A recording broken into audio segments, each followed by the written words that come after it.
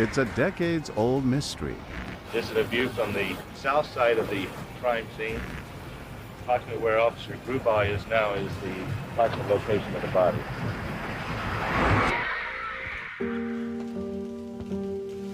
All leads had been exhausted. Why can't I solve this case? Why can't I find out who killed this 15-year-old girl?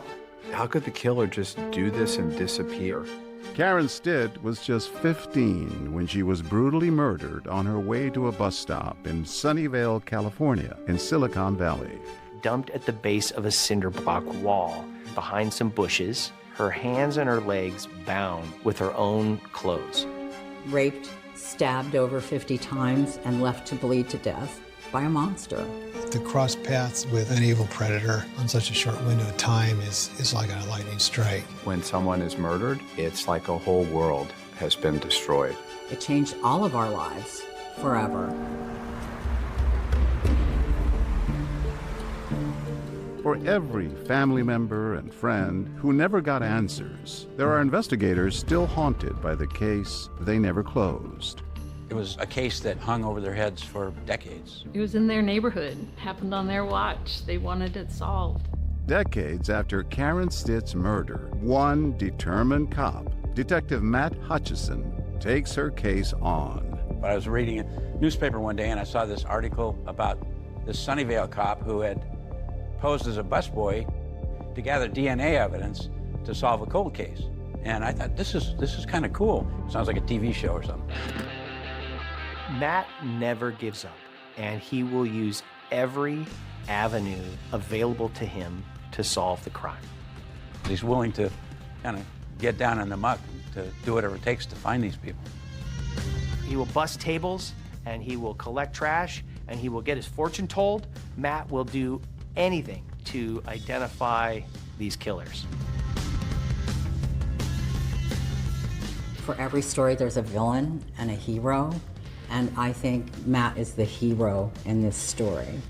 You're gonna work these cases until they're solved, or it's gonna break you. Matt Hutcherson, who goes by Hutch, has made arrests in no less than 7 cold cases, leading some to use a different nickname for him, Badass Detective.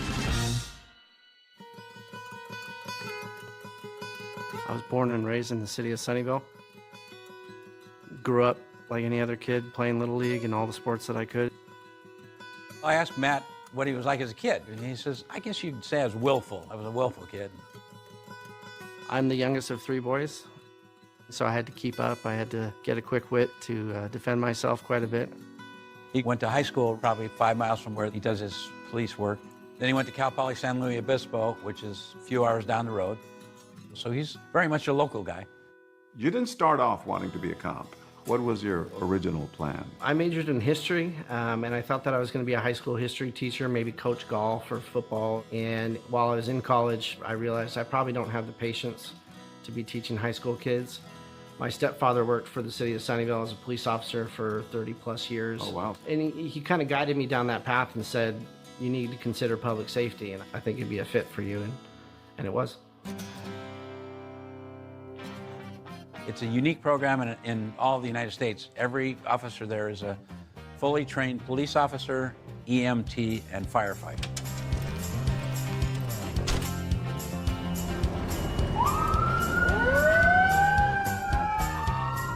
Basically what that means is that everybody who signs up to be a cop also signs up to be a firefighter and an EMT. A lot of people want to either be cops or firefighters. It definitely takes a special person that wants to do both sides of the house. Which one do you like best? What's the difference? I would say that when you're a firefighter, they wave to you with all 5 fingers instead of just their favorite middle one when you're on patrol. So we worked on graveyard patrol together, 8 p.m. to 7 a.m., so true nighttime hours. Corinne is a lot like me. We're like-minded. We're 1 and 2 trying to push each other. If she made an arrest, I needed to go out and make 2, and vice versa. My goal on Graveyard was to be as active as I possibly could. I wanted to get as much experience as quickly as I could because I knew that I wanted to get into investigations. I applied 3 times before I was selected. Once he finally makes it to investigations, Hutch, now Detective Hutch, finally finds his calling with a little inspiration from an unexpected source. I was looking around for something to keep me busy and keep my mind engaged, and one of my husband's friends was a captain at DPS, the Department of Public Safety. They put her on a filing duty. And after a certain amount of time, maybe a few months, she went to one of the sergeants and said, basically, "This is really boring. Can you give me something a little more interesting to do?" He said, "Yeah, I got something might interest you." The detective that took me to the cold case room, he asked me to come back to the bureau to organize the closet and the files. Your original goal was to make it all more streamlined, Yes. organized, Yes. more manageable. Yes. Initially, I was putting them together for the investigator, but I got so drawn in. Were you prepared to see the violent nature in these files? No, not at all. Carol told me that she was just horrified. She told herself, these people can't get away with this, whoever did this. I'm not going to solve it, and I know that, but I'm hoping that I can put the data together to give to a detective that can solve it, or at least make more headway or eliminate more people. For the most part, they were not getting worked. And all of a sudden, here comes Matt. It's like he hadn't found his true mission, and then all of a sudden, he found it. Cold cases are cold for a reason. What made you think that you could solve those? They get under your skin, they bury into your heart, and you wanna solve them so badly that you can't just put them down. The very first day that I opened the cold case closet door, there were boxes stacked 6 feet high, filing cabinets with loose papers and things all over them. It's such a dramatic scene. It was like the attic that you've not gone up into for 30 years. There was one folding chair, so he sat on the little folding chair with the files, and he would have a legal pad and on one knee, and he'd be taking notes. So many of these boxes representing lives lost. It was just him, total silence, back there with the files, back there with the ghosts. When I became a detective and I told my stepfather I was interested in the cold cases, he said, "You have to work Karen Stitt." She's a 15-year-old girl who was abducted, stripped nude, bound, and sexually assaulted, and left in an alleyway. Blood stains are here and on the other side of the wall. Every detective over the years, when they look at that case, that's the case you want to solve. If you're going to work any of them, you want to solve that one. Little does he know, it'll take him another 5 years and traveling 2,500 miles, teaming up with library ladies and a mom on a laptop, going undercover to visit a psychic to close in on the killer of Karen Stitt.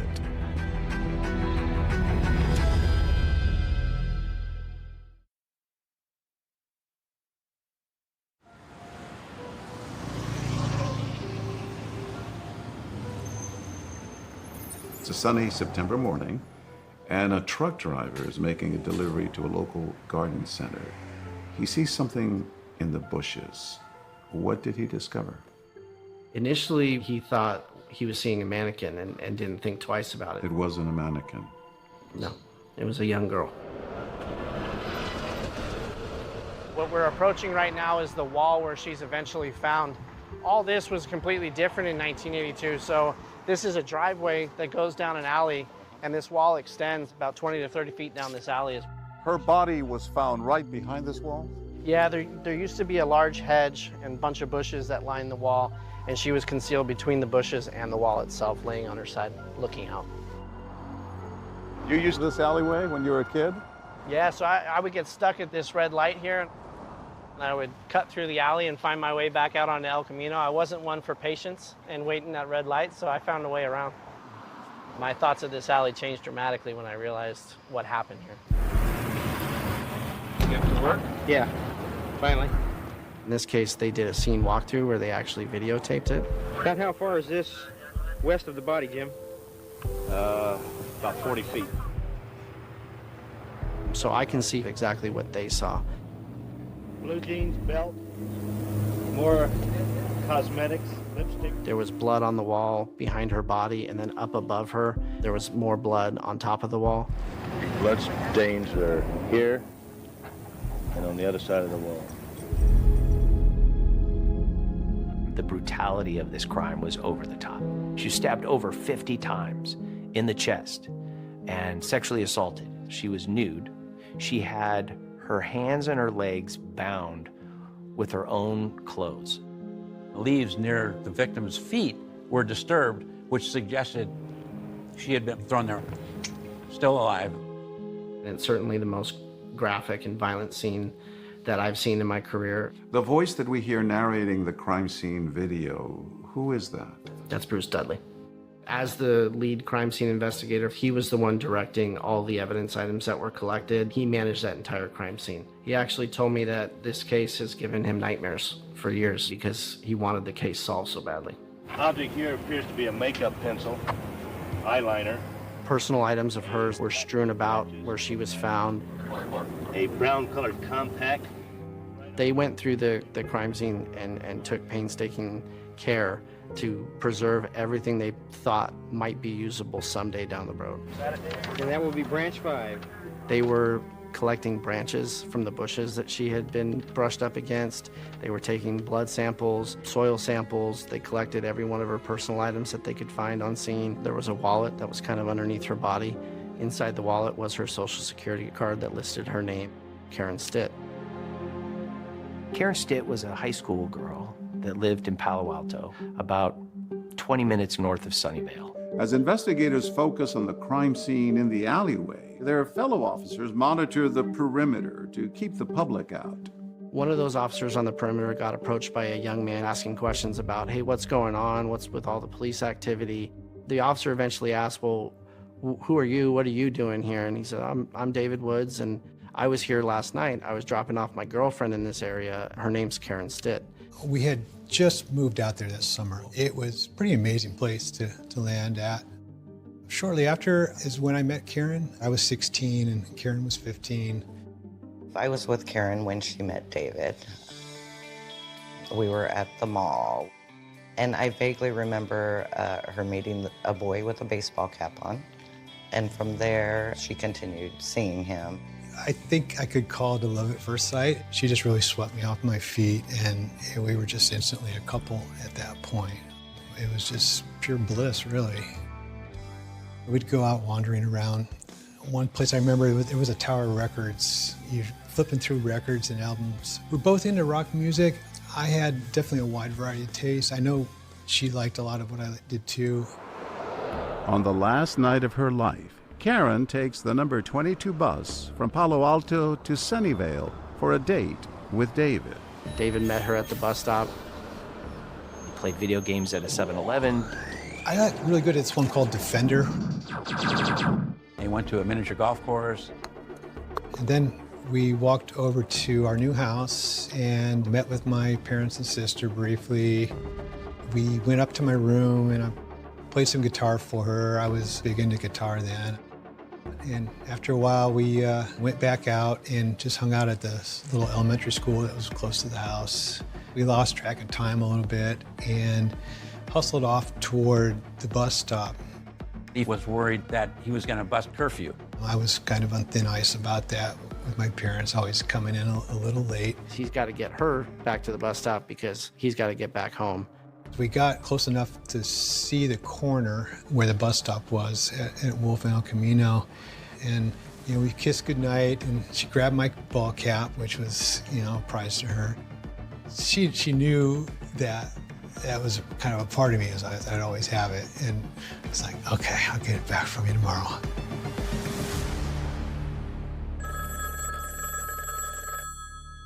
The first sign that something is wrong comes when David gets an early morning call.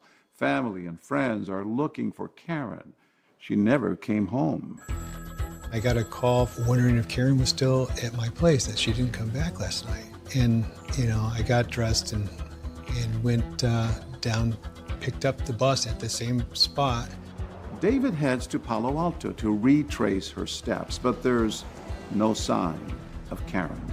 His worry growing, he makes the return trip home. When I got off the bus, I started walking down the road and I see the crime scene taped off. Then I'm a little more concerned, so I approached one of the uniformed officers that was there asking what's going on, and at that point, they pretty much whisked me away. He was the last person to see her alive. And when cops search David at the police station, they find something that only heightens their suspicions. When you're 6 hours into a homicide investigation, you have to follow that lead. Then they discover that he lied to his mom on the morning after Karen's murder. They're looking at him saying, well, he's not exactly credible.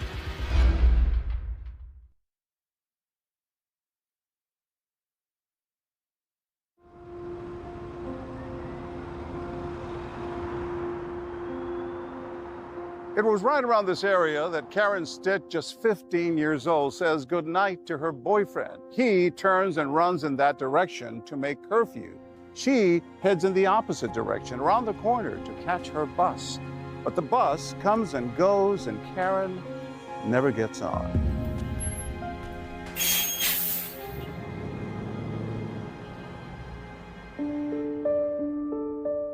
Karen was bright and kind and beautiful. My brother was her father. Karen was the third child. She was the baby of the family. She was.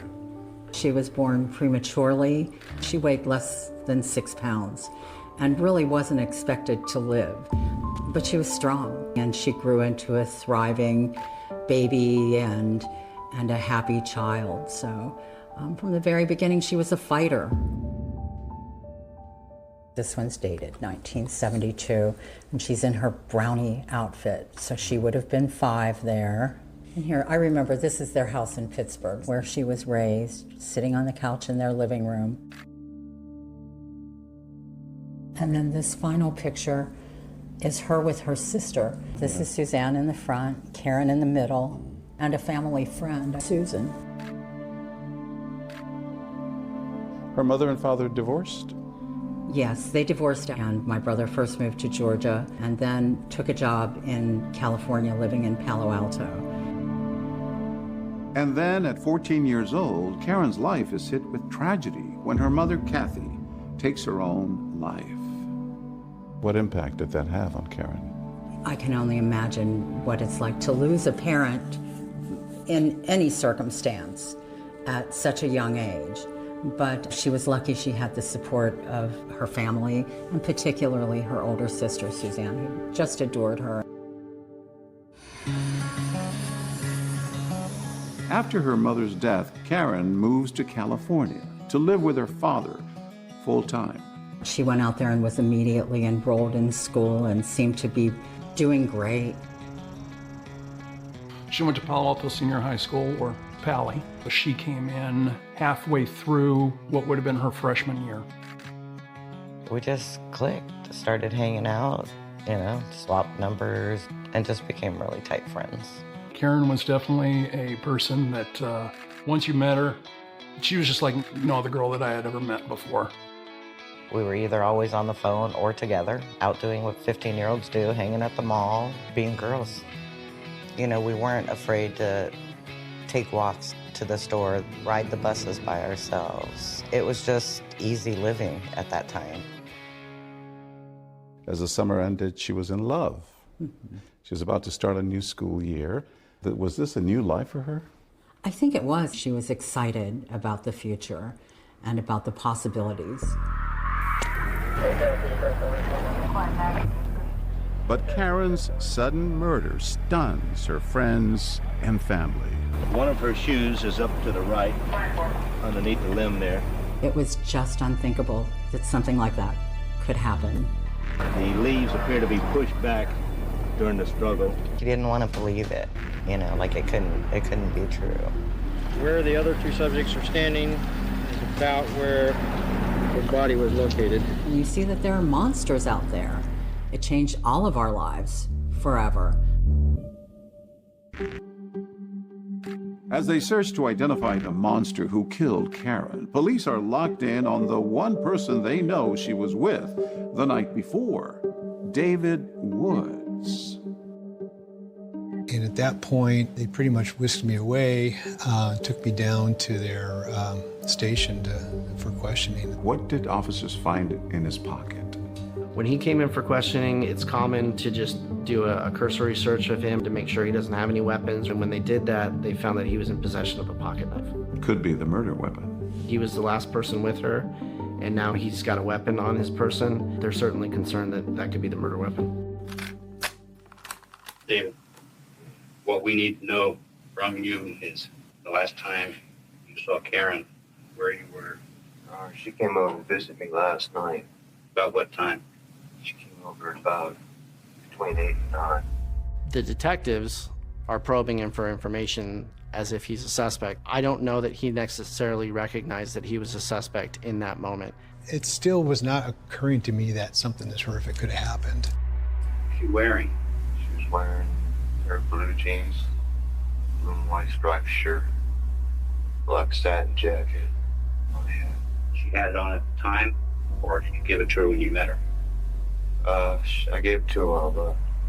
You gave it to her when you left where? Okay. I walked her up to the bus stop. Then I walked home and left her with my hat. Detectives are pressing David for details about his hat because that morning they found it next to Karen's body. Can you describe your hat, David? It's a blue hat with a patch on the front that says Rush. It's got 2 buttons, a Rolling Stones button and a Judas Priest button. Something happened to her. That's what we're trying to find out. You walked her up to the bus stop and then left her there? Mm-hmm. Did you wait for the bus with her? No, I had to go home. So I didn't like doing it. The detectives pushed him quite a bit on why would you leave her out by herself. Was she physically at the bus stop sitting on the bench when you left? No. Where was she? She was walking toward it from the restaurant. How come you didn't stay with her? So I had to be home. You know any objection? David Tuss looking in your home and looking at the clothes that you were wearing last night. If you need to know, support. It's important for us to know because Karen Stitt was murdered last night. She was murdered last night? Yes. I found out that she had been killed at that point, and it just still seemed unreal to me. My world got swept out from under my feet, and then I had that horrible regret of not being there to protect her. And, just thinking about what she must have had to endure, it was just so painful. David may be reeling from the shock of Karen's loss, but he and his parents take investigators back to his house and they give them his clothes from the night before. None of his clothes had any biological evidence, no blood, the knife was clean. But what's missing from the crime scene quickly takes investigators in a different direction. There's not enough blood on the ground, on the wall, for that to be where she was stabbed. Could Karen have been attacked and killed somewhere else and then left back at that alley? There was a witness that came forward and described a very distinct vehicle. They described the coloring and described a sticker. Detectives told officers to be out in the neighborhood day and night trying to find this car. They're casting a very wide net because we just really don't have any idea who did this.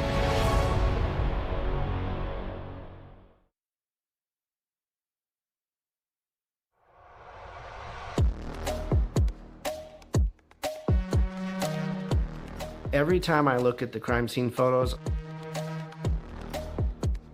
as traumatic as they are, I want to study them and know them like the back of my own hand because I want to be able to explain every single item. The what, the how, the where, the when, the why. I want to know every answer I can. In 1982, investigators are also studying the crime scene closely and have zeroed in on Karen's boyfriend. I don't recall them having any suspicions other than possibly David, because he was the last one with her. And that's not all. They discovered he had not told everyone the same story about the morning after Karen's murder. Did you receive a phone call this morning? Yeah. What time? Who was it? It was her sister's room. see why she was looking for Karen. She was trying to get him down.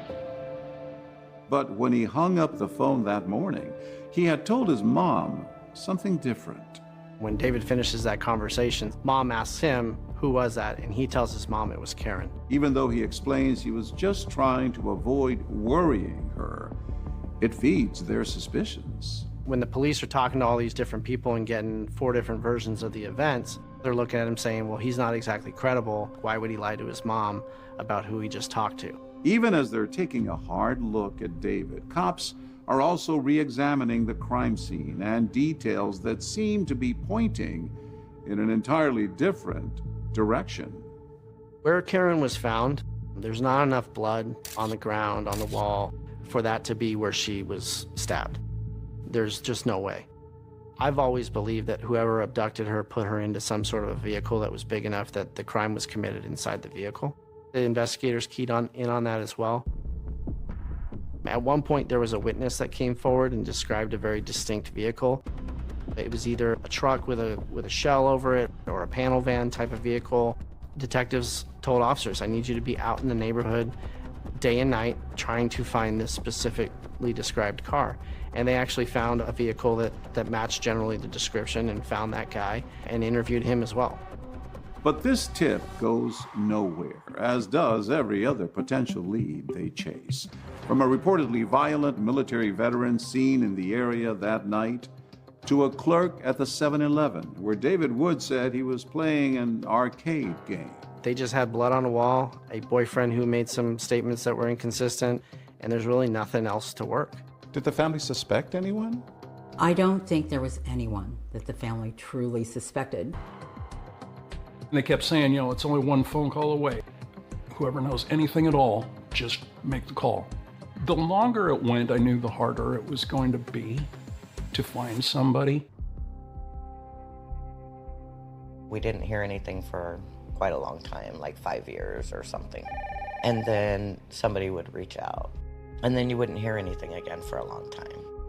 So I thought it was just like a repeating cycle of they don't have anything, but they're just asking more questions. But whenever a detective does reopen Karen's file, and many do, one name usually rises to the top. Really, it's not the boyfriend? Are we sure it's not the boyfriend? They felt like they knew what happened, and they had a hard time going beyond just looking at the boyfriend. He was the main suspect initially, and he remained a suspect for years. I'm sure whatever list of potential suspects was there, I was probably always on there. But, you know, I also knew that, you know, there's no evidence that I would have been able to do something so horrific. In 2000, a new detective is looking at this case and realizes we can use DNA technology on the blood from our crime scene. Where are we here? We are at the Santa Clara County District Attorney's Office Crime Laboratory, where we do DNA analysis. In Karen Stitt's case, you processed some evidence in the year 2000. Why do it now? The crime laboratory went online with the more modern, newer DNA typing. A 15-year-old girl was murdered in 1982. The victim had been tied up with her own jacket, and this jacket had blood smears and stains all over it. If you're stabbing someone, the odds are that the blood is going to lubricate your hand and it's going to slip, and you're going to cut your own hand on that knife blade. So I was looking for something that stood out. This is my note page from the case. I noted that the stains were all soaked or smeared. One little red dot was thick, shiny, and perfectly round, as if someone just dropped it and it dried. Because it stood out, I sampled it for DNA analysis, and it was an unknown male DNA profile. That same profile matched the blood stain on the wall above her. That was the point we thought, this is our killer. That's the person that did this. The first thing we did with that was to compare it to her boyfriend. We do a one-to-one comparison between David Woods and the blood at the scene, and David Woods is eliminated as the source of that blood. After nearly 20 years, with a cloud of suspicion hanging over him, David Woods is finally ruled out as Karen Stitt's killer. It's the DNA that allowed us to rule him out as a suspect.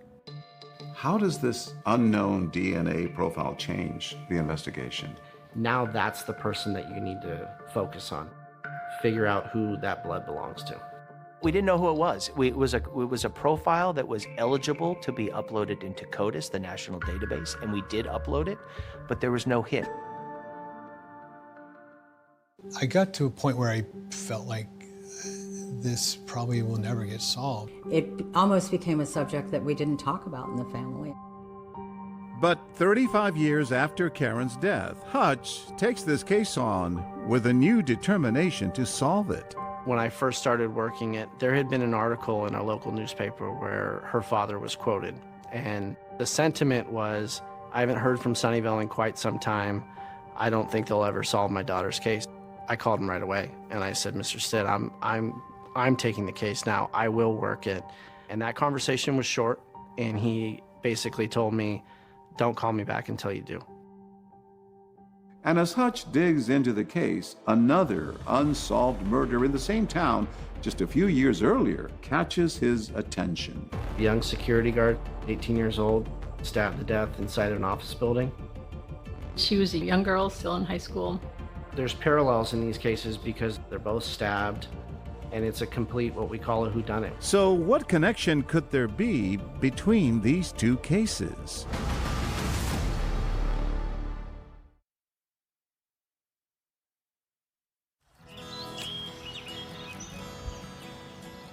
I learned to fly fish, and it became a godsend to me. Watching my fly go down the river and setting the hook is the only place where I can completely check out from the rest of the world. It recharges my batteries in a sense and gives me the ability to keep going. I wish that we were just catching fish and there wasn't a need to catch people, but this is my job.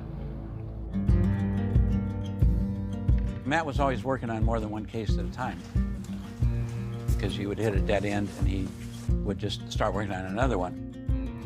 Matt Hutcherson is moving full speed ahead trying to solve the Karen Stitt case. But he's also competing with a backlog of current cases the department is trying to close. Sometimes all Hutch can do is wait and begin investigating other cold cases. And then there's the murder of Estella Mena. It was a mystery. Absolute mystery. Estella came from a strong family. She didn't go out and socialize a lot. She did some martial arts, went to school, and worked. Long before big tech became a big thing here in Silicon Valley, Western Electric was a leader in the communication business in Sunnyvale. Back in 1979, Estella Mena was a security guard working part-time there while still in high school.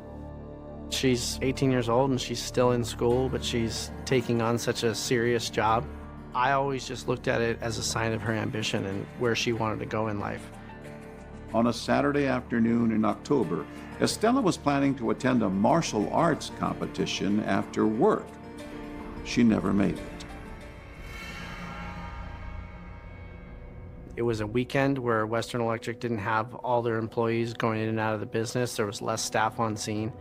And one of the engineers who had been working upstairs, he's going to leave the business and he hears Estella in the corner struggling to live. He finds her on the ground, stabbed multiple times. She's not communicating with him about who stabbed her. Attacked where she worked and murdered and tossed behind a vending machine. The murder is in 1979. Hutch is on the case in 2018. All right, what do we have here? This is the overhead scene diagram from 1979 for the murder of Estella Mena. A common thing that crime scene investigators will do is an overhead view of the scene where a crime happened. They'll draw the vending machines, her desk in place, doors, certain things that don't move. The other category Hutch focuses on are things that do move, items that seem out of place. I look at things like the screwdriver in the middle of the room. How does that get there? Why is that there? Does it make any sense? Same with the comb. Same with the shoe. The photo of Estella's shoe also catches the eye of Carol Smith, that volunteer who's been helping out in the cold case unit. The other detectives that I had worked with suggested that it was probably above her head because the first responders, to get to her, they'd thrown it back over her head. Carol, you said looking at the scene, it was your impression that the victim was a fighter. Why did you say that? Because it starts this way and goes all the way to the other side of the lobby. And you can see there's buttons and combs and everything that trail that way. There's blood that trails throughout the lobby. And so, yeah, she fought the whole way. But the young martial arts student is no match for a killer with a knife. She didn't have no kind of weapon on her. She didn't have nothing, and she was a security guard, and most security guards do. They have either mace to spray in their eyes or some kind of, if not a gun, I mean a stick or you know, something for her to protect herself with. And she didn't have nothing like that. Decades later, the family receives an unexpected phone call from Detective Hutch. I did reach out early on and I said, I'm working this case. I know that there's a family on the other end of that case that's still waiting, and that's painful for them. And if it's painful for them, it's something that I want to try and do everything I can to fix. By the time Hutch comes on board, Western Electric has ceased operations. The original investigators have long since retired, and the killer has a 39-year head start. I've always picked up a cold case knowing that it is my goal to solve it, but that might be difficult and I may not succeed, but I can leave it better than I found it. In the early stages of the investigation, the biggest lead was the smallest piece of evidence, a speck of blood. When the crime scene was processed, the Sunnyvale detectives found a drop of blood on the door frame, the same door that the killer would have gone through. I knew if we're ever going to solve it, we need to be able to answer who's the source of that blood. You can't prosecute that case unless you know who the blood on the door frame is. On the day of the crime, Western Electric was in the process of moving to another facility. So the building itself had a lot of people that were in and out of there that weren't necessarily associated to the business. Over time, investigators interview them all. The end result? Nobody knew anything. Nobody saw anything. Thank you. Much like Karen's case, Estella's case gets under your skin and it sticks with you, and they won't let you give up. Matt Hutcherson is about to get some assistance from a very unlikely source. I explained to them who my victim is and what the case is, and they are on board. How can we help you? What do you need from us to help solve this murder of this young girl? I said, I need a trash truck. One of the best ways to find a killer is to get a sample of their DNA. And the best way to do that is to grab their trash. This is your guy. Matt Hutcherson. I didn't do anything wrong. In my line of work, it's very common for people to lie to us. I want to see if I can rattle his cage a little bit. Any reason for your blood to be found inside that lobby?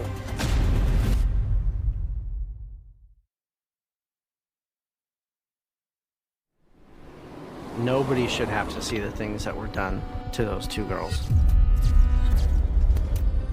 But I'm fine with it being me if it means I can solve them.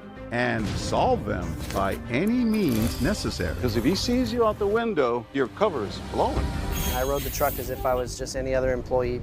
Any reason for your blood to be found inside that lobby where this happened? Juggling two cold cases. But is it the same killer? We just needed to find a name to match that DNA. That's what we look for. You have someone who was killed or stabbed or shot. You gotta look at and everything. that person, they're bloody all over. So we just took our pool of suspects from millions to there's 3 men in the world that it could be. Crucial work here. A very crucial work. And is one of them connected to this psychic? You're not gonna make me cry, right? If you don't cry, I don't feel like I've done my job. This is the one chance we're gonna get at it, and we can't screw it up. Bingo. We're going now. Because I have to go take care of Karen. I have to go take care of Estella. Oh, man.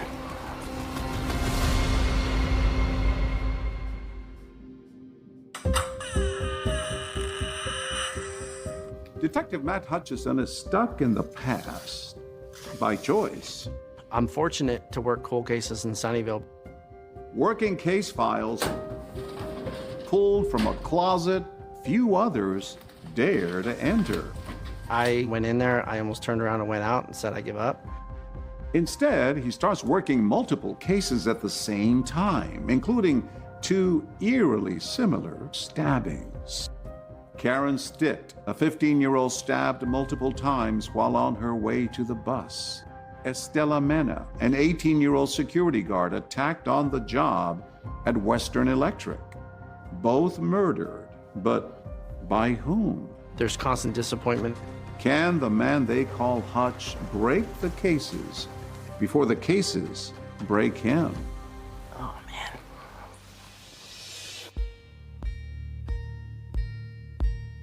In the Estella Mena case, there was an entry-exit door to that lobby that had a small smear of blood on it. They had found 1 drop of blood, obviously not the victim's blood. It was somebody else's blood. It was found a few feet away. They decided this must be the person. We put it through CODIS, got no matches. CODIS is a database that contains DNA profiles of convicted felons and people arrested for felonies in certain states. If you didn't get a match, if you didn't get a hit, basically the approach for law enforcement is, well, there's nothing else we can do.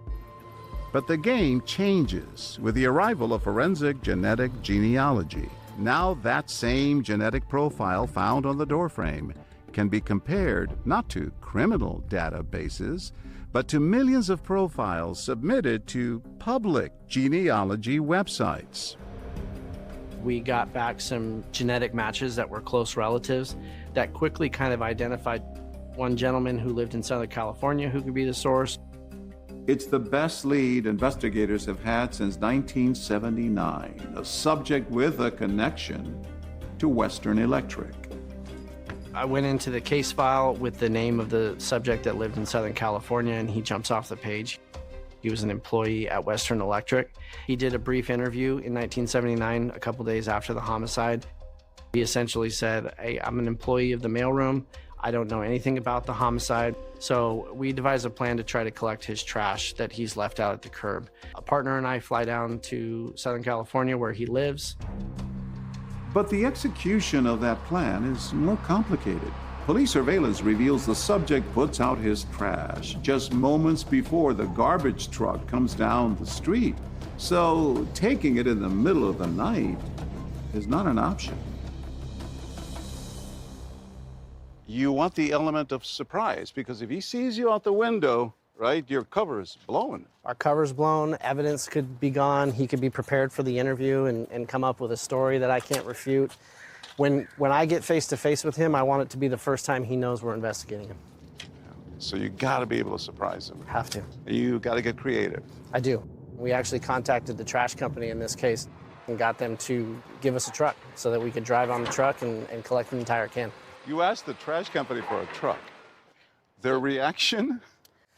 You know, at first they were like, this is not the type of thing that we do. And then I introduce them to my victim and I tell them the story. I tell them who she is and why this is important, why this is the only way. And then they're 100% on board. It has to be realistic, right? It has to look like every other trash day that he's ever had.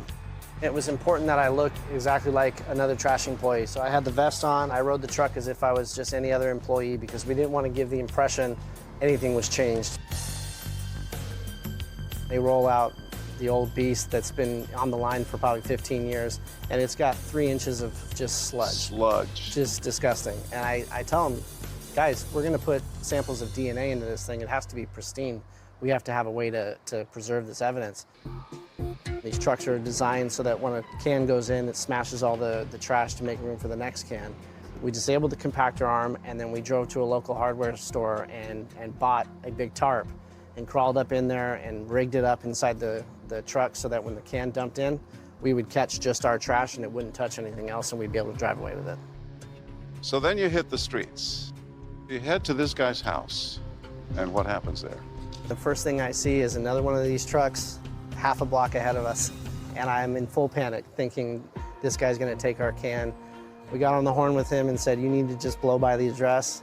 He listened, thankfully, and when he goes by, we pull up and we make a left into this gentleman's court, and I see his can, and I know the game's on.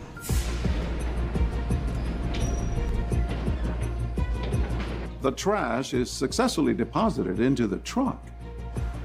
Hutch is booked on the next flight to get back to Sunnyvale, but he can't let the evidence out of his sight.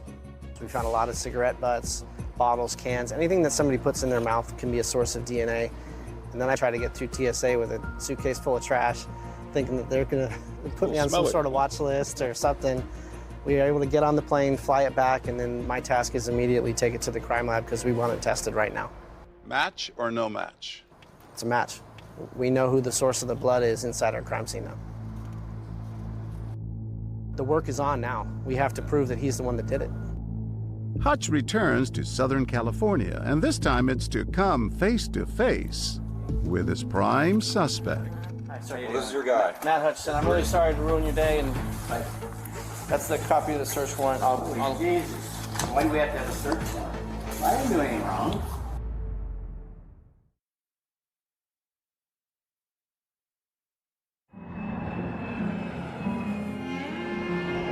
I come back to Southern California, where the employee of Western Electric lives.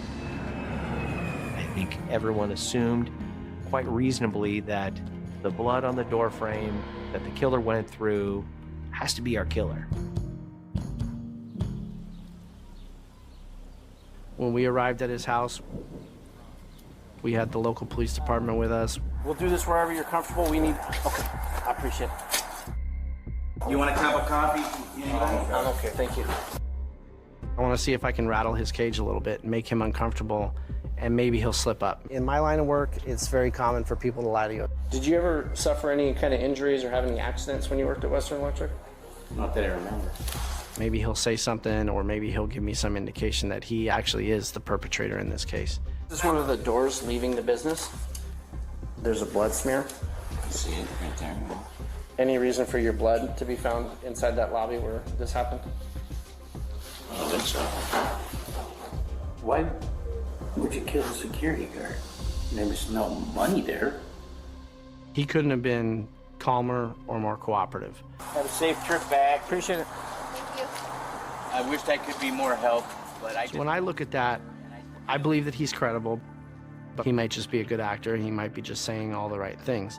I know I need more evidence than just the blood on the door.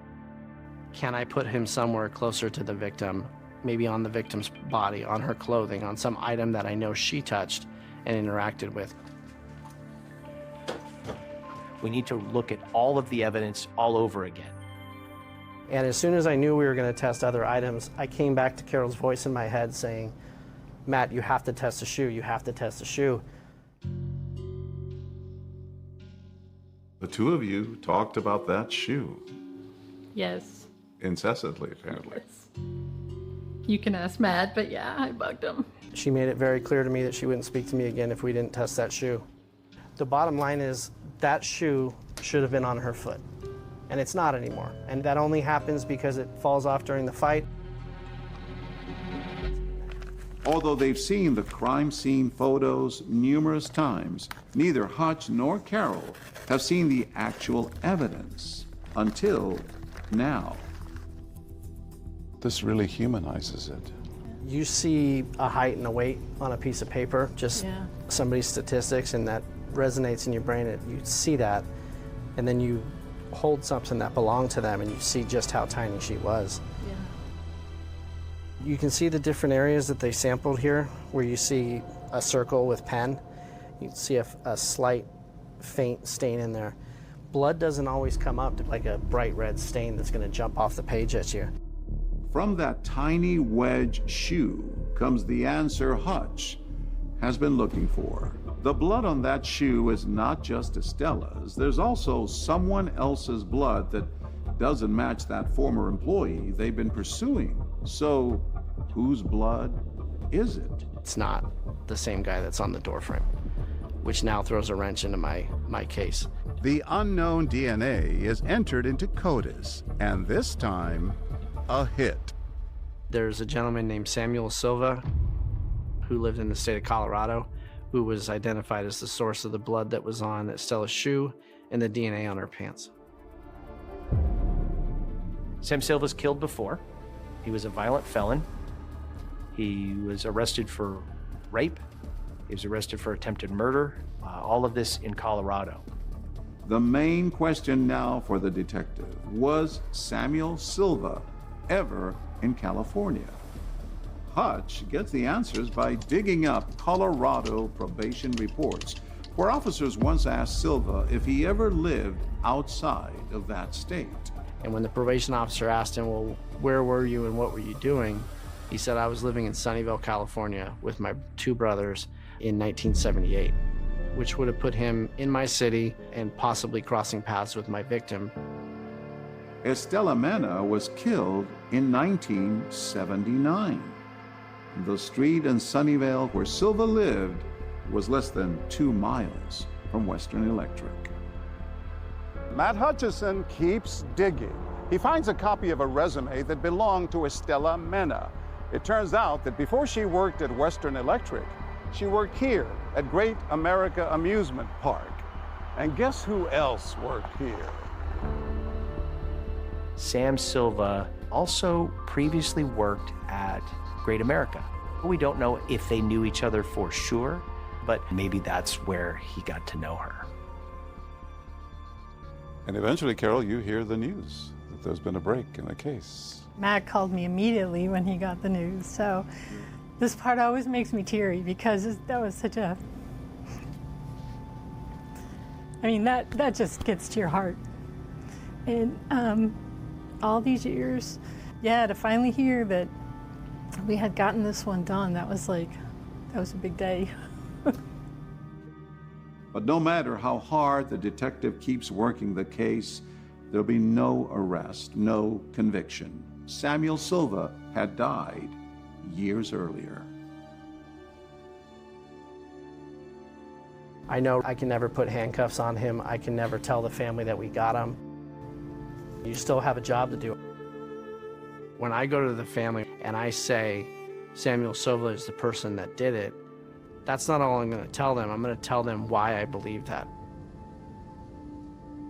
It is my belief that she was the intended target of him coming to that business, and that she either said no to him, I'm not interested, or whatever it was that initiated an assault from him, and she fought for her life. It was Estella's sister Marta, seen here in a news report from our station KGO in San Francisco, who would grow up and coin a phrase that would one day make headlines. Marta, apparently is a fairly religious person, told me that Matt had flew up and met with her. And she said that when he left, she turned to her husband and said, that's one badass detective. There can be no better moment for me as an investigator than to tell them, it's done. We know who he is. He didn't get away with this. Hutch is not done. Karen Stitt's killer is still very much alive, and the detective is closing in. I'm going to put handcuffs on the person that murdered Karen Stitt.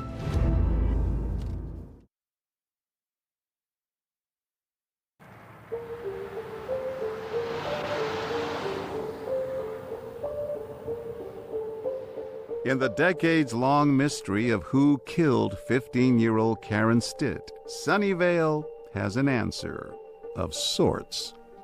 We knew who the killer was, except for his name.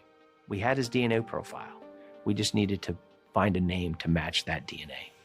So they decide to enlist a lab on the East Coast that specializes in forensic genetic genealogy to try to figure out who their suspect is.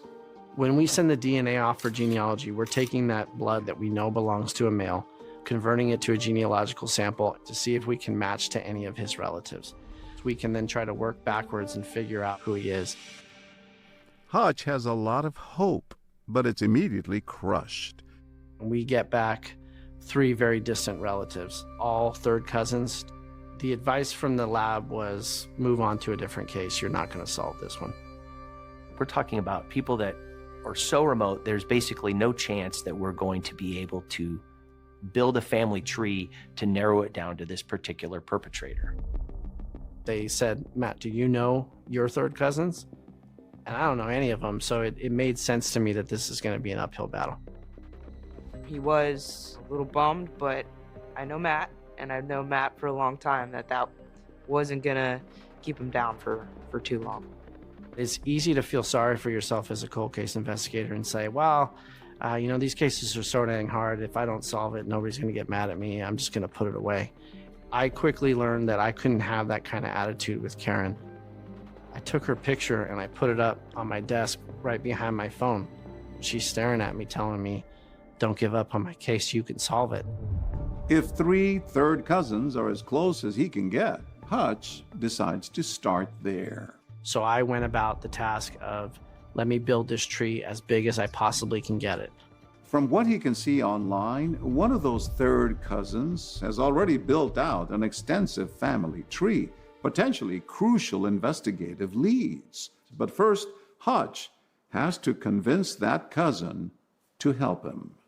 He left me a message, and I remember laughing, and I told my husband, wow, pranking and, identity theft has reached a new level.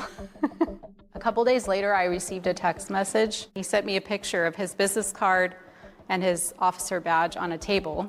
He offers to fly to Texas and meet her in person. Still skeptical, she insists that their first contact has to be in a safe place. We met at the small police department where she lived and then told her who Karen was, told her why we needed her help, and she said, that's enough for me. Come back to my house and I'll give you everything I've got.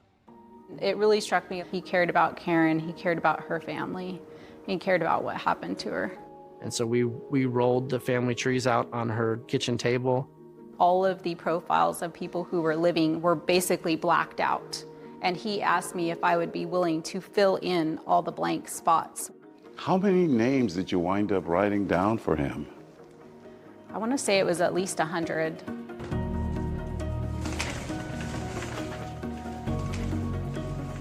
Once I knew the specifics of the case, I went back into my family tree and started looking for people that I thought could potentially be a suspect.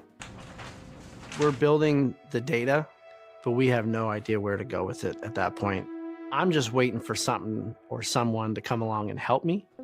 And that's exactly what happens one day after Hutch gives a talk on cold cases at the Sunnyvale Library. I get approached by 3 women afterwards, and they say, well, we're daughters of the American Revolution. So that sounds really neat. What the heck does that mean?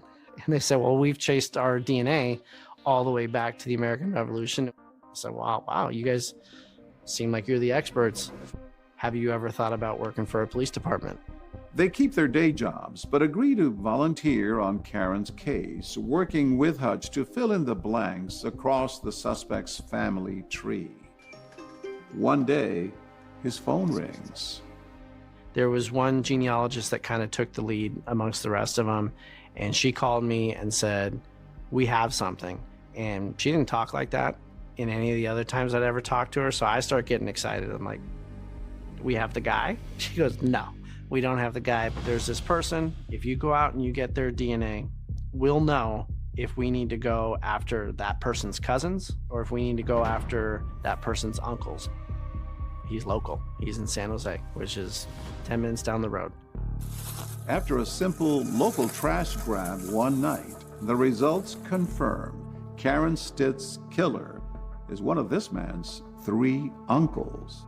So we just took our pool of suspects from millions and you're never going to solve it, according to the genealogy lab, to there's 3 men in the world that it could be. And I'm bouncing off the walls at this point. My partner, Corinne, and I figure out that one of the uncles is living in North Las Vegas, and we know his trash day. We're going to collect his trash early in the morning and drive it all the way back the very next day.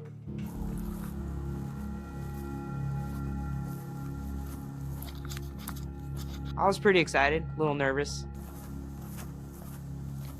I remember it being very, very quiet. And it sounded like the loudest thing, just trying to pull the garbage bag out of the trash can. Nobody came out, but it felt like, you know, this is the loudest thing going on in the block. So we grabbed the trash and we immediately take off. We drove straight through the night back up to Santa Clara County. And then our crime lab comes back and says, oh yeah, this guy, no, he's not the killer. But you know what? One of his brothers is the killer. We've now shrunk the pool of suspects down to 2. Determining which of the 2 brothers murdered Karen Stitt will require Matt and Corinne to go undercover and visit a psychic. She got a fake wedding ring, and I wore my real one, of course, and we got our palms read, but we can't give her too much where it looks like we're cops. You gotta be careful. For all I know, she's gonna catch me.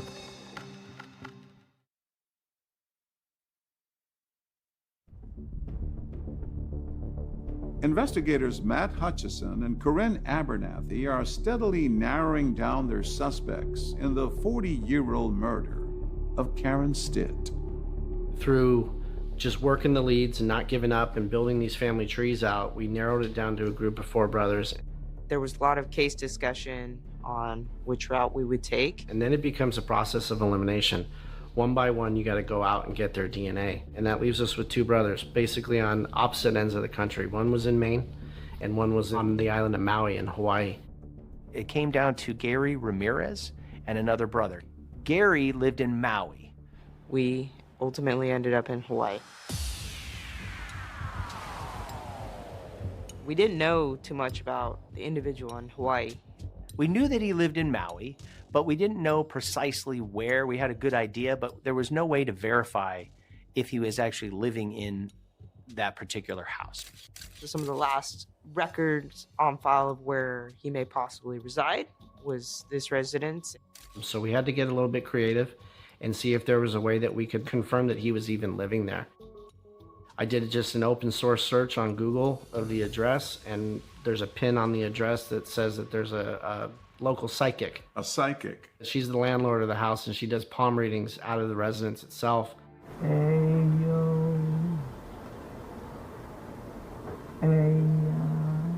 It's not every day that while you're investigating somebody, you have a ticket into their life and a way to get into their life without them knowing that you're there. And so we went as a married couple, and my partner got a fake wedding ring, and I wore my real one, of course, and we sat on her lanai and got our palms read. Tell me your name again. Corinne. Corinne. Your name is? Matt. Matt. Okay. So he's more sensitive. Oh, that sounds all right. He is a very caring, compassionate man. Yeah, absolutely. And he likes the truth. I won't cry. Oh, no. You're not going to make me cry, right? I try to make people cry. Oh, if you don't cry, I don't feel like I've done my job. In the time that I've worked with him, we know each other very well, so it was very easy to play off him and vice versa. He play off of me. But Matt would definitely try to get a little bit of, information from her. We created a backstory that we met at Fresno State. It's because our suspect who was living with her grew up in Fresno. We wanted to see if we drop a nugget, if she'll pick it up. That's really smart. I said I had a brother named Gary, to try to see if she would take the bait. I've got 2 brothers, 2 older brothers, Gary and Jeff. They drive me crazy. You got to be careful not to say too much and become too obvious. It's a balancing act. And she might be a psychic. For all I know, she's going to catch me. And it was a great opportunity for you. If nothing else, we got a look at the layout of the residence so that when we go and eventually make contact there, we're not going in blind. I could hear rustling from a garage that sounded like there was people probably living in there, like it was a converted dwelling. He was kind of lying low or just really under the radar, so that may have just been his normal pattern of life. She never took any of the bait, she just took our money. Forbidden by local laws from making a trash grab in Maui without a search warrant, Hutch and Corinne return to Sunnyvale and they devise a new plan. If they can test the DNA of the brother's biological child, that could tell them if they found Karen's killer. The gentleman who lived in Maui had a daughter that lived in California. We had another mission to go down to San Diego. So same as Vegas, we devised a plan. We're gonna drive all the way down to Southern California, collect the trash, and drive it all the way back. I remember walking down the street with a garbage bag and safety lights come on, just porch lights, and I felt like stadium lighting as I'm walking down the street with a trash bag. All I remember is I need to get back to the car and we gotta go. And we were able to go out and get a sample of her DNA as a means of testing against the sample of blood at the crime scene and essentially doing a paternity test. And we brought them back up here for testing. The crime lab report said, this is the daughter of the killer. And that's when we knew. It was Gary Ramirez. Bingo. The next step was to hook him up in Maui. We're going now. We have him now, we're going now. So you hold on to that. The paperwork we have to notify you of here is a warrant for your arrest.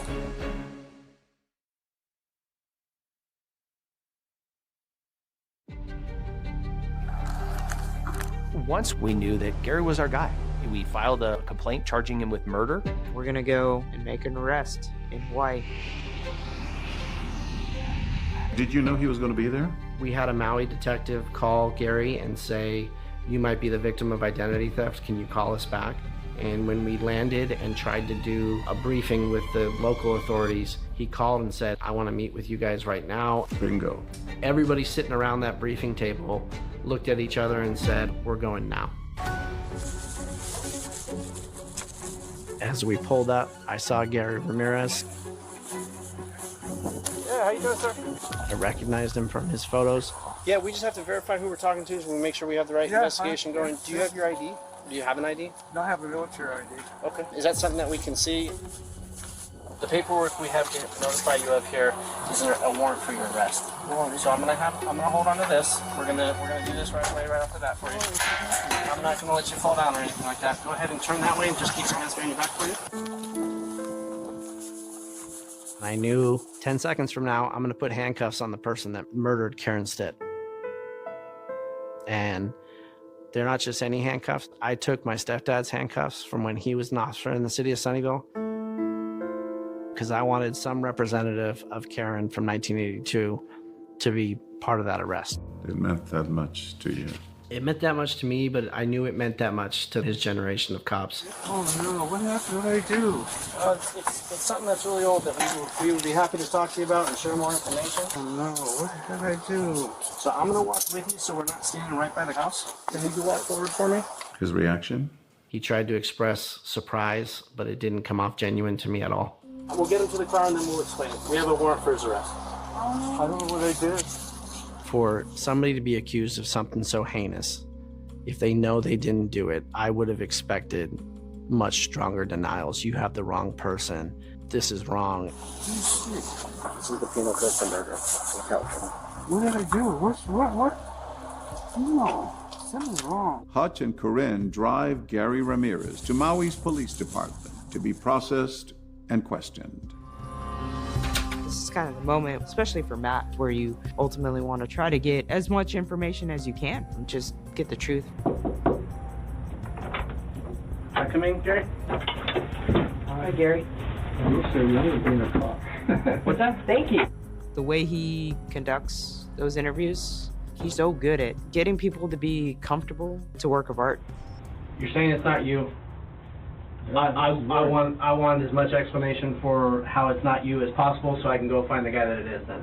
Okay. My goal in this is not to put the wrong guy in custody. I was careful not to tell him Karen's name, not to tell him the city of Sunnyvale. I wanted him on the defense. I wanted him to not know what I knew. And you said you used to work in sales, right? Yes. And you said car sales while you were in college? Yeah, I was in college, yeah. The violent nature of Karen's murder led me to believe that he could be responsible for other murders. I want to learn as much as I can about him. So Denver, Colorado, Libya, where'd you do your basic training? Lackland? Where's Lackland? Texas? Texas. So you didn't even get to get stationed anywhere in California close to home or anything? No. It's all right. I had fun. We talked to him about the places he had lived, jobs that he had. Jones Cleaners, I worked for them. And Jones Cleaners was out of Fresno? Yeah. Vehicles that he drove. I think I sold the Mustang, and then I got the van. I always wanted the van. I wanted to fix it up, you know, but I just never got around to it. I mean, you wouldn't want a van when you're young and you say, go hang out, party, stuff inside. Yeah? Did you ever have parties inside? Like, I know people would put like black light in there. I never had a girl in there. But remember, Hutch always believed it was possible Karen had been murdered in a vehicle and then left in that alley. We spent probably more than 2 hours with Gary before we ever talked about this case at all. That's strange, right? Very strange to me. And I actually confronted him about that. It's curious to me that you're under arrest for murder and you don't have any questions about that. I don't know. I mean, I don't know. You know what murder is, though, right? Yeah. Killing a person? Yeah. Have you ever killed a person, Gary? No. When I told him, you're not even asking me what agency I work for, his response was, I know what agency you're from. You already told me. San Francisco. I didn't tell you that. I don't work in the city of San Francisco. Immediately, it's like a light bulb in my head thinking, what did you do in San Francisco that's causing you to believe that San Francisco police has shown up on your doorstep? Where do you work? I work in the city of Sunnyvale, Gary. Where? Sunnyvale. Okay. I don't know who that is. That's a 15-year-old girl, Gary. That's all. Doesn't ring a bell. Is that the right word? Okay. Is there any reason you can think of that I would have blood evidence and that blood belongs to you? I don't know how that would happen. I don't know how that would happen. Are you curious how she was killed? That's horrible. How was she killed? You stabbed her 60 times, Gary. Oh my God, no, I didn't do anything like that. This is awful, you guys. He invokes his right to an attorney. You guys are accusing something I didn't do. I'd like to have a lawyer if it's okay with you guys. And that means I'm done. I can't talk to him anymore. I've got to shut it down and walk out of the room. You got it, Gary. Even without a confession, Hutch is sure he has Karen's killer in custody, but he's waiting for one final confirmation. The DNA all says he did it. But the ultimate answer for prosecution and for me as a detective... Open your mouth. I'm going to swab one on each side. ...is when we put that swab inside of his cheek and have that tested directly against the blood. Now we're going 1-to-1. Is this the same person?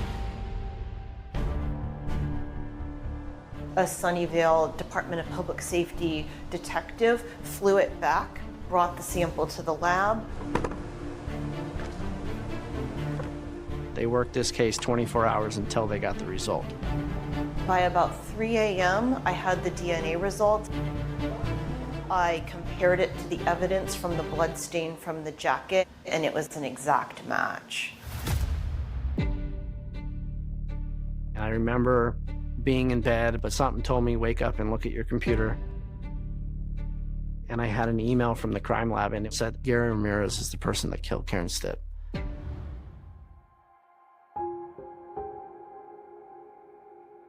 Just like I had her picture at my desk all these years, I had her picture on my computer, and I pulled it up and I said, Karen, we did it.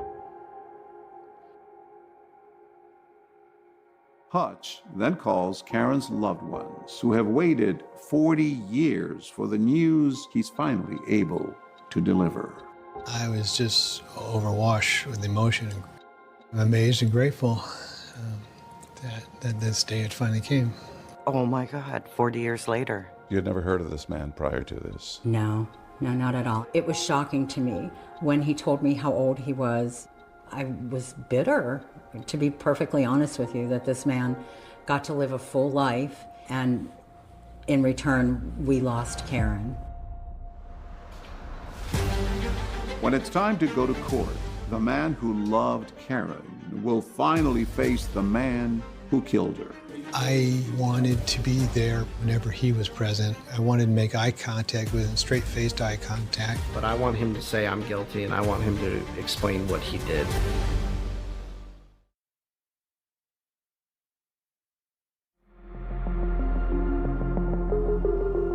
The case against Gary Ramirez never went to trial. Instead, the elderly Ramirez pleaded no contest for the murder of Karen Stitt. A maximum sentence for 78-year-old Gary Ramirez for first-degree murder. He was never separately charged for Karen's sexual assault. He entered court with a cane, long gray hair, and glasses, and sat silently looking forward or down as victims read their statements. Just everything came back about what he did to her and how brutal he was to her and how he threw her away like trash. But I was able to get through it, told him what I thought about him, and I hope he heard every word. She was stabbed nearly 60 times. He was just looking straight ahead, so there was no eye contact or no reaction from him when any of us spoke. I would love to talk to Gary Ramirez. Tell me what happened that night, why he chose Karen, where he chose Karen, just to be honest and tell the truth instead of, copping out and pleading no contest. 40 years of freedom, lived through the prime of his life, probably acting like nothing happened, He may even still try to deny it in his own head.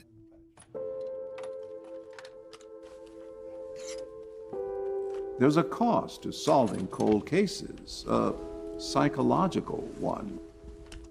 They're gonna haunt me too. There's just no way around that. They get into your soul, and these cases will affect me for the rest of my life. There's also an emotional toll paid.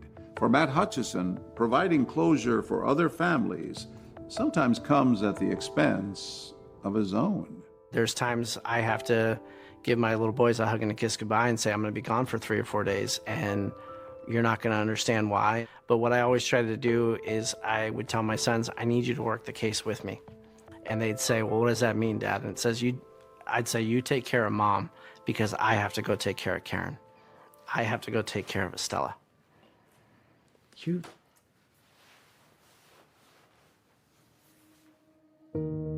Hutch gets to know each of the families, and the Mena family has treated him with open arms.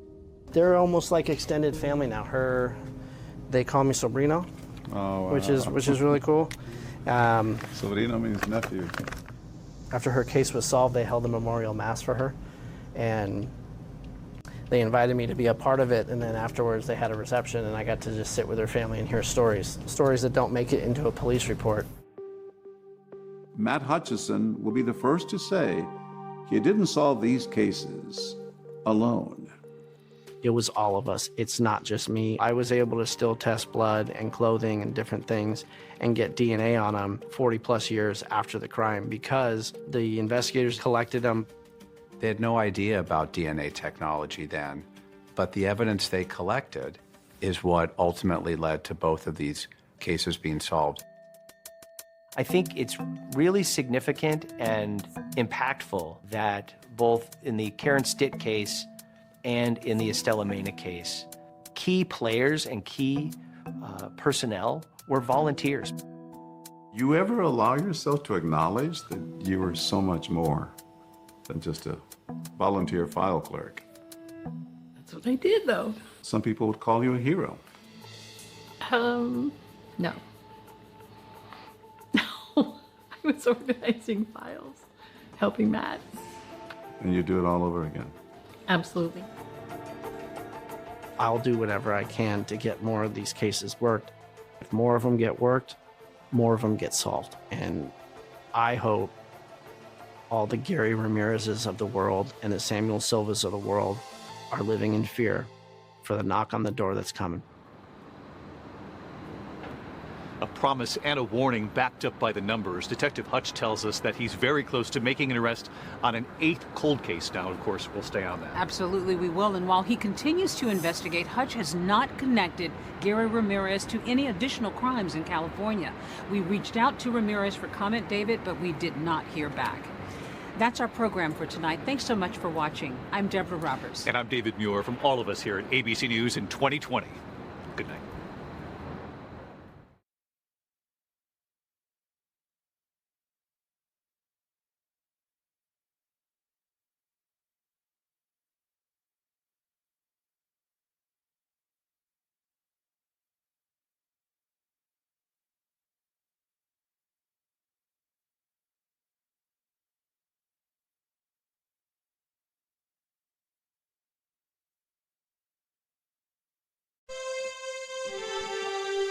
अल्फ अल्लाह की ज़ात तू ऐ झोरे सदके जेड़ो कुल कायनात चलाण आलो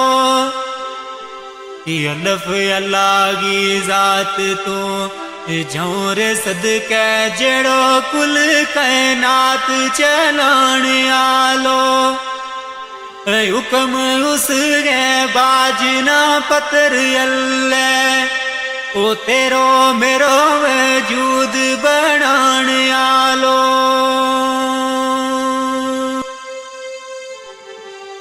18,000 मखलूक गो ऐ मालिक सुनो रब सुनो जमीन आसमान आलो अर्श फर्श लो कलम महफूज कुर्सी जिया जून ना रिज़क खिलाण आलो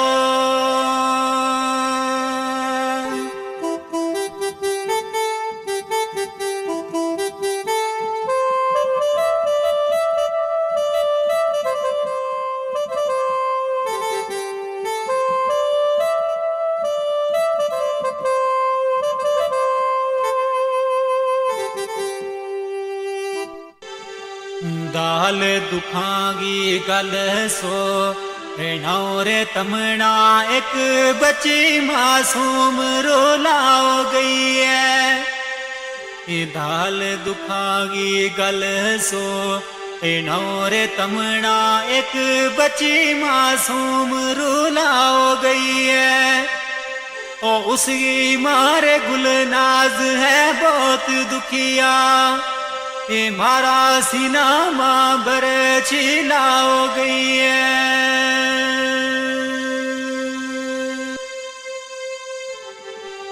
नाओ बच्ची गो अफसा में मूद सोनो रोग उमरा गो सुनी लाओ गई है ओ जिला पुणछ गिरा शिंदरा सोनो ऐ दुखिया दिलाना अफजारो लाओ गई है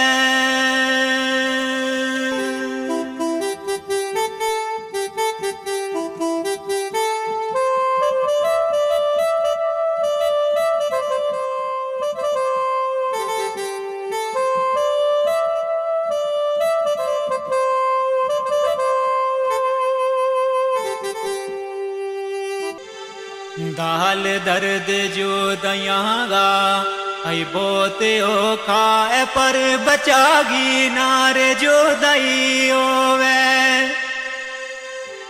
दाल दर्द जो दयांगा ऐ बोते ओ खाए पर बचागी नारे जो दई होवे ओ माना सबर करार फिर नहीं रहा तो दख्ते जिगर की जद जो दई होवे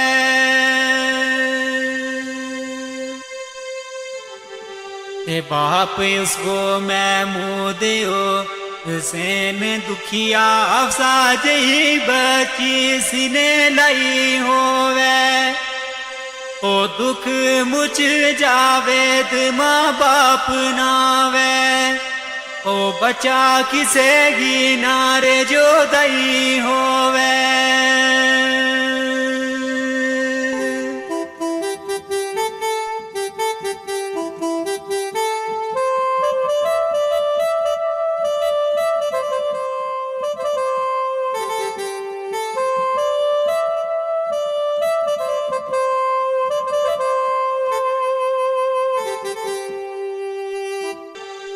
तेरे हो रब गा करम तमाम होए आस्तारा अप्रैल ना खुशी भरपूर होई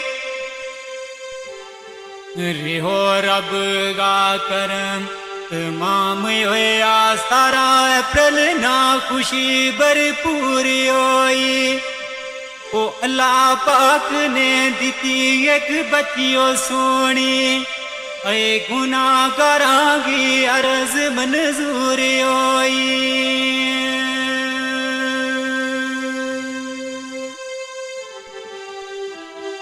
दिन मां दाखिल रही महारात ऐ 10 बजे ऑपरेशन होयो ते टेंशन दूर होई ओ दीती खबर फिर आनी उन डॉक्टरां ने होगी बची पर बड़ी कमजोरी होई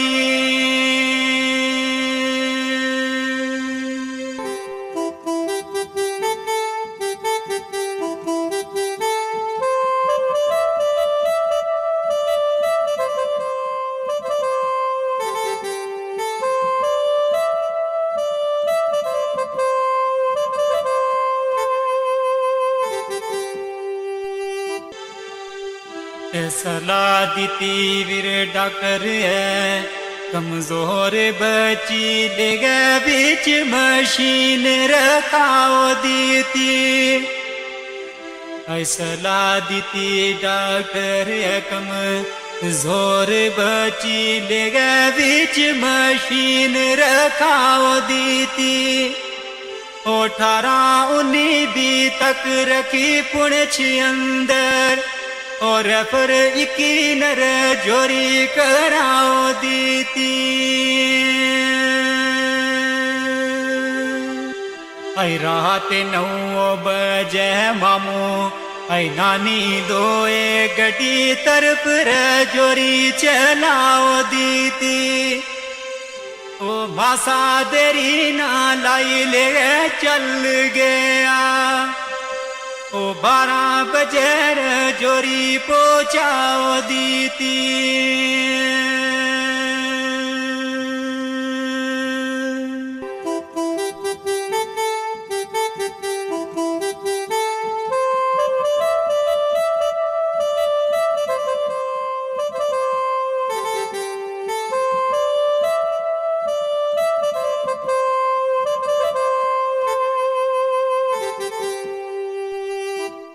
किसना चैन सकून फिरे आई उस दिन तो रास्ता बिच डाडा परेशान होया आई किसना चैन सकून फिरे आई उस दिन तो रास्ता बिच डाडा परेशान होया ये रात 12 बजे ले जोरी पुजया कि जल्दी डॉक्टरां कोल रवाने होया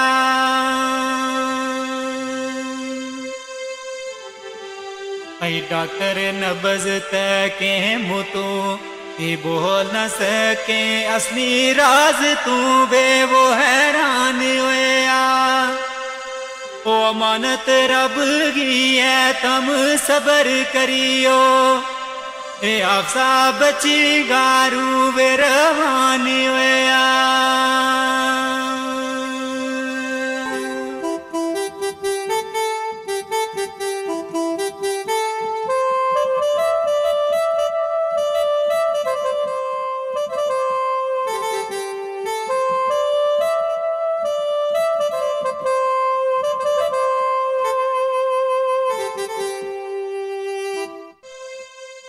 किसना होश रे ओ सुनी ये खबर जिस दम आया है आप जायमना छोड़ गई है ऐ किसना होश रे ओ सुनी ये खबर जिस दम आया है आप जायमना छोड़ गई है ये एम्बुलेंस करी वापस पुणछ चलना मारी किस्मत आज मुखरे मोड़ गई है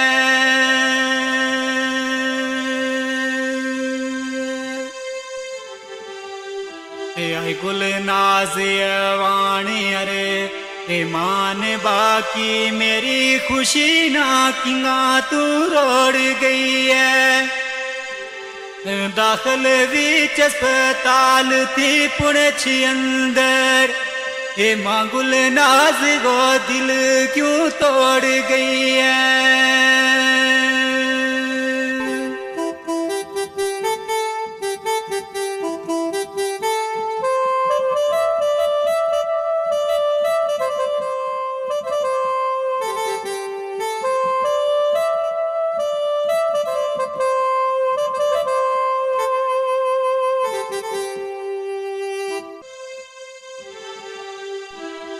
अप्रैल बईना सुबह गए आई 5 बजे वतन शींदरा पुजे आयान सदके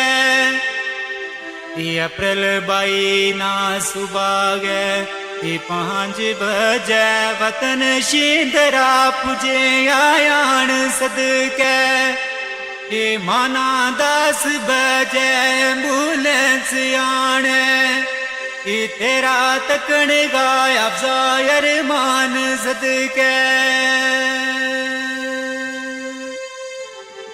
ते कितना दुख था महंगा है काल जामा जाने वाया रब रहमान सदके और वे बाप महमूद परवेज नानी नाले रोवे सजाद यमान सदके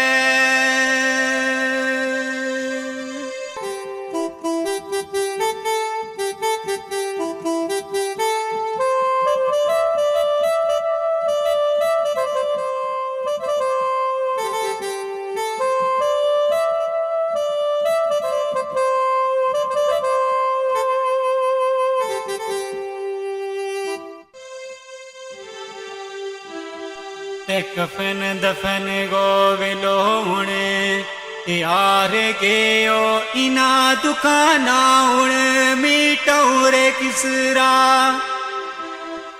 कफन दफन गो विलोणे हार के ओ इना दुकाना उण मीटौरे किसरा ओ जीता मांगे बचा गो टूर जानो इस शेर बर कलम चनो किसरा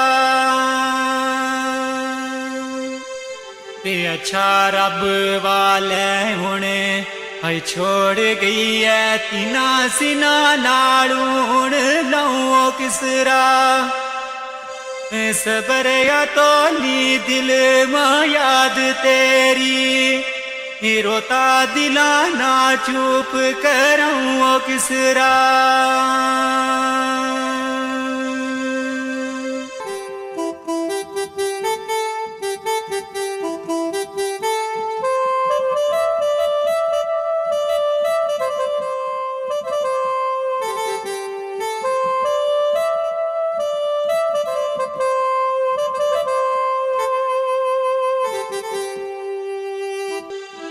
फिया मान इना दुखाने आई मुकनो नी 4 बजे रे आपका दफनाओ छोड़ी आई फिया मान इना दुखाने मुकनो नी 4 बजे रे आपका दफनाओ छोड़ी वतन पुणछ गिरा शींदरा अंदर ओ सोनी निकी जी कबर बनाओ छोड़ी